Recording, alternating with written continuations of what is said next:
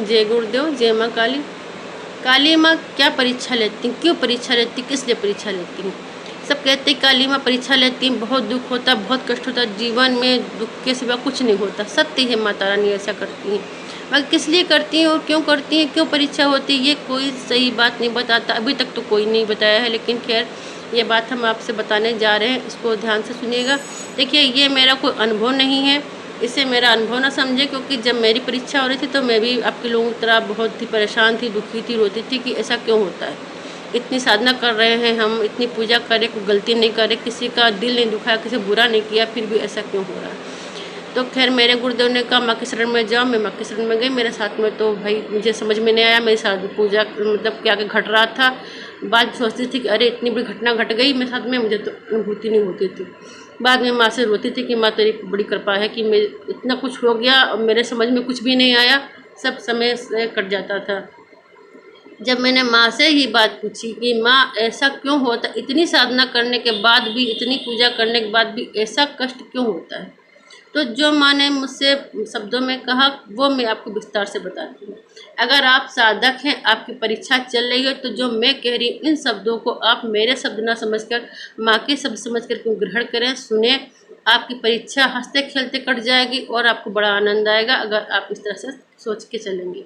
देखिए, इसको मैं इस तरह से बता रही हूँ, जैसे एक कुम्हार होता है, तो जो कुम्हार घड़ा बनाता है तो क्या करता है, मट्टी लाता है, मट्टी को आप वो साफ करता है, कूड़ा कट हटा देता है, फिर उसको फोड़ता है, पानी डाल के उसको ऊपर से रोनता है, रोदने के बाद वो बनाने के लायक करता है, उसके बाद चाक पर रख के घड़ा बनाता है। घड़े को ठोकता है, पीटता है, उसको आकार देता है। आकार देने के बाद जब देखता है उसमें कोई छेद नहीं है, कोई छिद्र नहीं है, बढ़िया गोल बन गया है, तो फिर क्या करता है वो, उसको धीमी आंच पर उसको पकाता है। ठीक है, धीमी आंच पकाता है कि वो अच्छा से घड़ा सुंदर बन जाए और ठंडा पानी देने लगे। और यही कार्य माँ करती हैं। माँ हमारे जो घड़ा स्वरूप को है उसको निखारती हैं, उसको बनाती, उसको शुद्ध करती हैं, पवित्र करती, जो भी इसके अंदर गलत चीज़ें उनको निकाल के फेंकती हैं। देखिए, जो साधक हैं उनकी परीक्षा हर कोई लेता है, जिस भी इष्ट की साधना करेंगे परीक्षा लेगा ही लेगा, लेकिन हर किसी की अलग परीक्षा होती है, कोई कम लेता है, कोई ज़्यादा लेता है, लेकिन वो माँ है। और माँ परीक्षा लेती तो वो सोचती है कि हमारे बच्चे ज़िंदगी में फिर कभी दुख ना आए। ठीक है, और वो यही चाहती है कि जब भी मैं से कुछ दूँ तो उसके जीवन में बस सुखी सुख रहे, ये कभी भी फिर दुखी ना हो। इसलिए माँ आपके कई जन्मों के, जो पिछले कई जन्मों के जो पाप दोष आपके हैं और आने वाले कई जन्मों के पाप दोष हैं, उनको मिटाती हैं। उनको मिटाने में ही ये सब टाइम लगता है, और वो आपके घड़ा स्वरूप को ऐसा बनाती हैं कि इसमें जो भी आपकी गलत चीज़ें हैं, जो भी आप है, वो हटाती हैं, जिसमें हम लोग कठिनाई होती है। सबसे पहले क्या करती है माँ, हमारे जो काम है उसको मिटाती हैं। काम को मिटाने के लिए वो आपके जो भी तीव्र इच्छा है, जो भी आप बहुत ज़्यादा काम में मतलब कि वासनाओं में डूबे रहते हैं, धीरे धीरे वो कम हो जाते हैं और आप आध्यात्मिक की तरफ आपका झुकाव होता है। ठीक है, सबसे पहले आपका काम खत्म होता है, उसके बाद होता है क्रोध।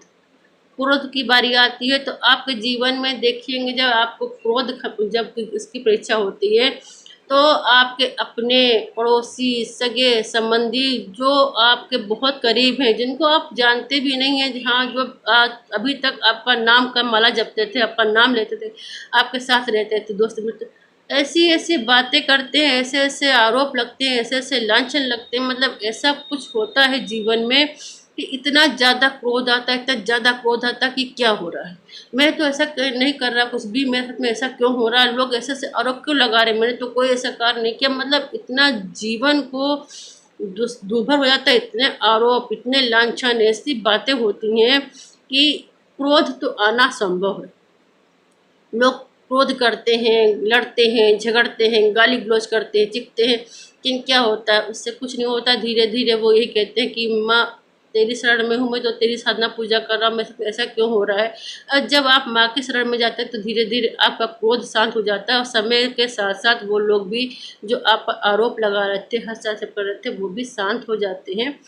आपके क्रोध की परीक्षा होती है, इसमें समय तो लगता है, और समय लगने के साथ साथ आपकी कितनी सहन शक्ति है, कितना आप में धैर्य है, वो भी देखा जाता है कि आप कितना बर्दाश्त करें, कितना आप शांत रह सकते हैं। आपको शांत रह करके बहुत कुछ झेलना पड़ेगा। ठीक है, इसके बाद क्या होता है, इसके बाद आती है लोभ। लोभ की बारी आती है। आपके अंदर का जो लोभ है उसको समाप्त किया जाता है। और लोभ के लिए आपके अंदर क्या है कि हाँ इतना धन है, या इसके पास इतना धन है, मेरे पास इतना नहीं है, गाड़ी हो जाए, मकान हो जाए, बंगला हो जाए, ये हो जाए, वो हो जाए। बहुत इच्छाएं होती लोगों की कि लोभ के लिए क्या होता है कि आपके पास जो होता है वो भी चला जाता है। तो होता है ना कि जो भी आपके पास में है वो भी चला गया। अब आपके पास कुछ नहीं है। अब आप कहते हैं अरे मेरे पास तो पैसे भी नहीं, मेरे पास ये भी नहीं, मेरे पास वो। तो आपके जीवन में ये घटना घटती ही है, क्योंकि जब लोभ की बारी आती तो आपको जिस जिस से लोभ होता है, अच्छा खाना, अच्छा पहनना, पैसे, जो भी चीज़ें हैं, वो सब आपके जीवन से हट जाती हैं, हटने लगती हैं।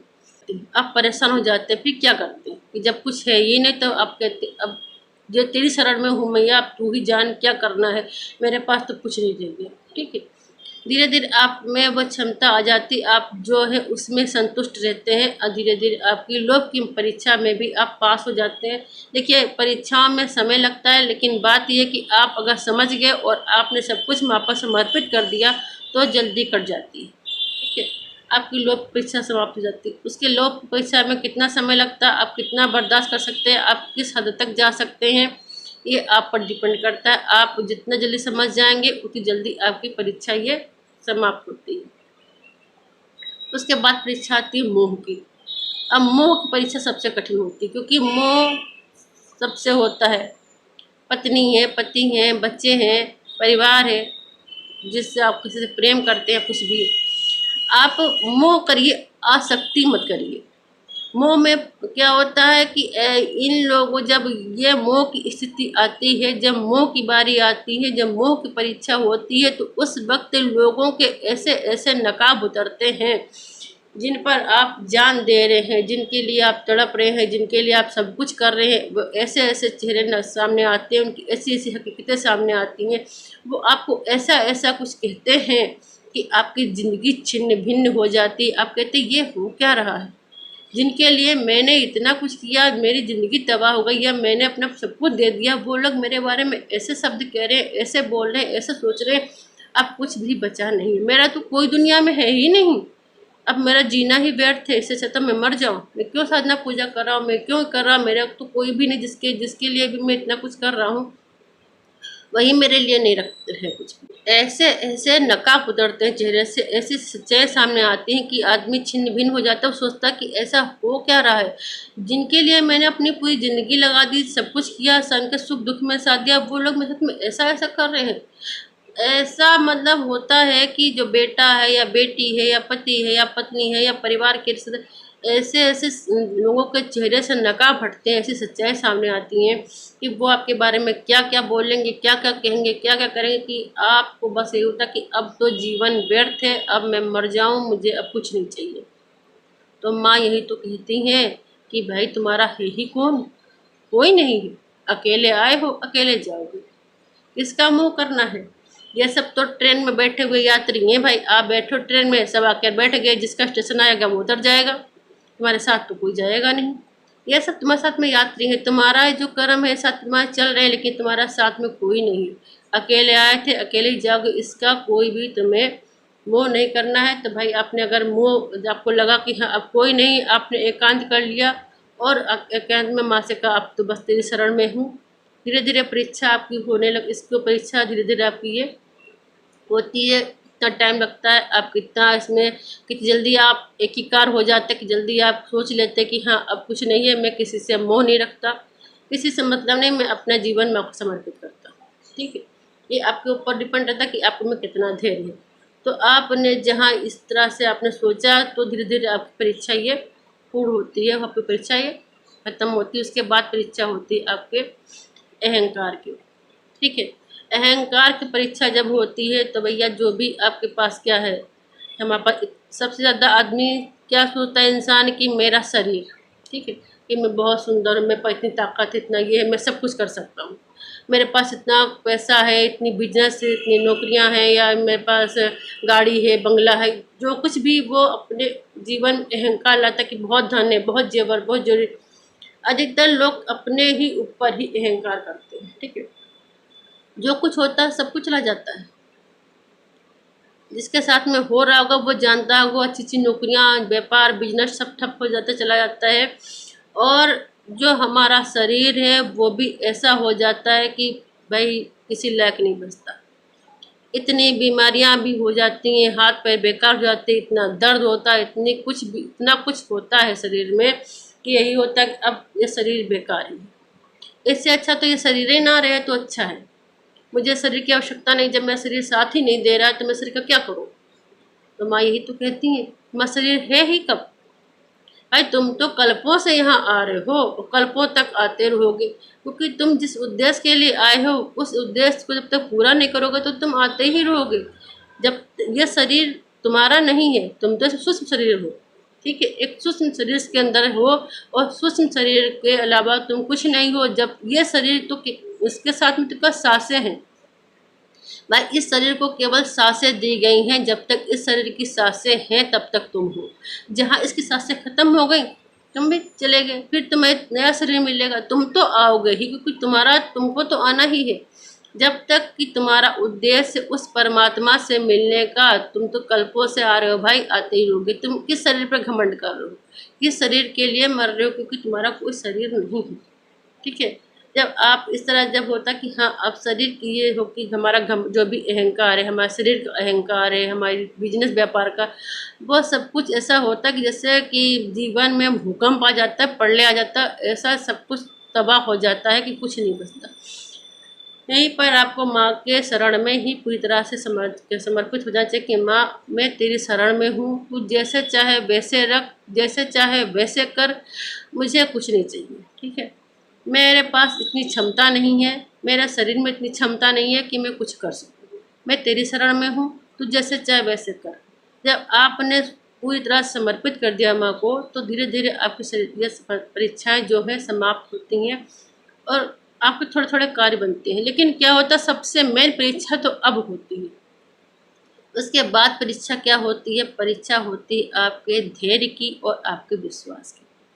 इतनी परीक्षा होने के बाद भी आपके जीवन में कुछ भी परिवर्तन नहीं होता है, आपको कोई भी चीज़ प्राप्त नहीं होती है, तब आप विचलित होते हैं कि इतना कुछ हमने कर लिया, इतना कुछ, इतनी साधना की, इतनी ज़िंदगी तबाह हो गई, मेरे कष्ट हो गया, मेरा पूरा घर तबाह हो गया, मेरे पास कुछ भी रह नहीं गया, ना खाने को है, ना पीने को, ना पहनने को, ना रहने, कुछ भी नहीं रह गया, फिर भी कुछ अच्छा हो ही नहीं रहा है।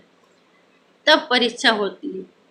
तब माँ ये देखती कि तुम में कितना धैर्य है और मेरे प्रति तुम कितने विश्वास भरे हो, कितना तुम में विश्वास है। यहाँ पर लोग अच्छे खासे लोग टूट जाते हैं, 2-3 परीक्षा में ही लोग टूट जाते हैं। और वो फिर जहाँ उनकी परीक्षा लोभ की हुई या उनकी परीक्षा अहंकार की होती है या परीक्षा क्रोध की होती है, तो लोग टूट जाते हैं और वो छोड़ करके किसी और देवी देवता की साधना पूजा करने लगते हैं, ठीक है। क्योंकि उन जिसमें धैर्य नहीं होता, जो समर्पित नहीं होता, वो टूट जाता है। वो कहता है अब हमारे बस की नहीं, क्योंकि उनको धन चाहिए, पैसा चाहिए, वैभव चाहिए, अच्छा अच्छा रहना खाना चाहिए, तो वो लोग छोड़ देते हैं। और जो सच्चे हैं, जो माँ के प्रति वास्तव में समर्पित हैं, तो वो नहीं छोड़ते। हर हालत में वो अपना कार्य करते ही रहते हैं। समय पर आपका कुछ भी हो, जिस टाइम आप जाप करें, जिस टाइम आप पूजा करें, आप करिए, वो मत छोड़िए।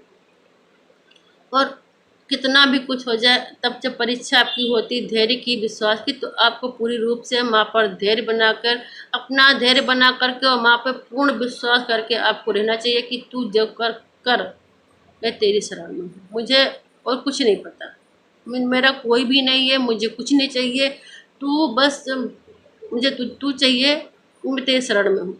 अगर आप पूरी तरह से अपने धैर्य और विश्वास में जीत जाते हैं, तो आप यकीन मानिए कि आपकी जो भी इच्छा थी, जो भी आपने सोचा था, आपकी सोच और आपकी कल्पना से कई ज़्यादा आपको चीज़ें प्राप्त होती, आपको वो चीज़ें प्राप्त होती जो आपने कभी कल्पना नहीं की थी। बस आपको धैर्य से, और बस ये मान के चलिए कि माँ जो कुछ भी है वो तू करे, तू जाने, मैं तेरी शरण में हूँ।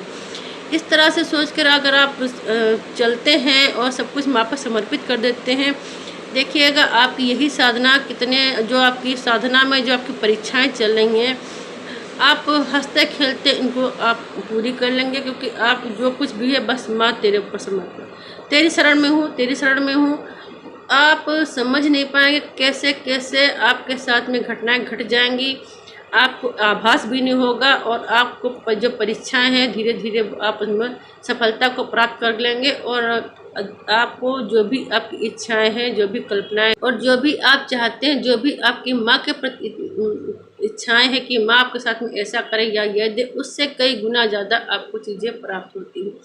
ठीक है, साथ में एक बात मैं और बता दूं कि यहाँ पर जब भी आप साधना या करते हैं काली माता की, तो काली माता के अलावा भी आपके जीवन में बहुत कुछ घटनाएं और दुर्घटनाएं और बहुत कुछ ऐसी चीज़ें घटित होती हैं जो आपको लगता है कि माँ करती है, मगर वो माँ से उसका कोई लेना देना नहीं होता है। ये चीज़ें मैं आपको अगली वीडियो में बताऊंगी कि और ये सब चीज़ें क्या होती हैं कि लोग माँ को सोच कर, माँ को समझ करके माँ के उसमें हो जाता है कि सब कुछ माँ कर रही है, माँ करे।